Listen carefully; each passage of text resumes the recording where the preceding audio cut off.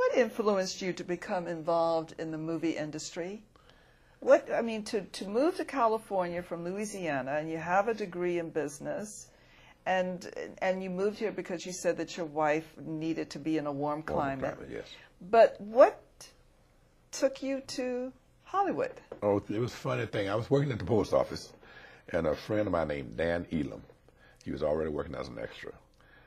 Dick Powell had sang great theater, and they needed some warrior type people to perform 6'2" or better, under 25.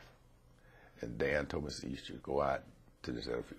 I never forget, out on Radford, CBS, which was now CBS Studio Center. So I went out, and when I walked through the door to the interview room, when I walked in, Dick Powell said, "You're my chief." And I got that headset on. So you had the physicality he was looking for. Right. So you're my chief. And so I started working. And the real reason I went into Hollywood was the money. Because it was so much different than the post office and the Hollywood pay scale. Because during the Drums of Africa, Lord Blockner and Mary Hartley was the social worker, and Lord Blockner was a slave hunter. And one of the potential slaves ran up a tree, and they said, "If you don't come down, you're no good to me. I'm just going to shoot you." And so the director said, "We need somebody to fall out this tree." And all the other black guys looked around.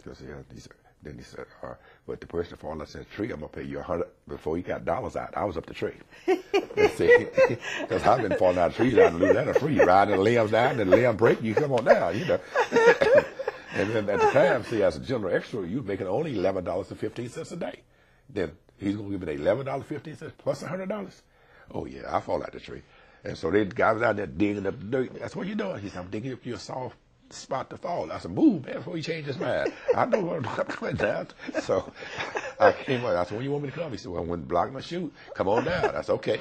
He shot, and I came on down because I picked out my fall limb where I was going to flip myself and land right, yeah. And so I hit it, and the director said, "Oh, that was a good fall, but I'm sorry, Mr. Brown, we got to do that again." I said, "What?" He said, "Don't worry. Say, every time you come down, I got to pay you $100." When he said $100, he never got the dollar. I was back up the tree. Again. So I fell out that tree 6 times that day. And they paid me that $100 bills. And you had never, ever been paid that much in your life. I never had that kind of money. Man, I'm looking at this right here. And they had called the Screen Extras Guild and SAG, the Screen Actors Guild. They come because there was 6 of us working on waiver on the Taft-Hartley. And they would tell them, all 6 of these guys, you need to get them in the union because they are good character types. But the other guys wouldn't do what I was doing. And they didn't have no jobs. See, but I had a job at the post office, so my $600 was a bonus. And so Screen Extra Guild said, "Give us $187. There's $200, we'll give them a change." And Screen Extra Guild, I only had to pay half of that to join Screen Extra Guild. Pay that. I said, "Anybody else want me?" You know? So I get home, I tell wife, I say, "I'm through working at the post office." She said, "You crazy? That's a good paying job." I said, "I am through working at the post office." And this was in 1962.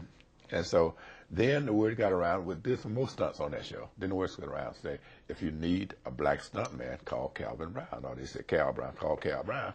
He'll do it for you."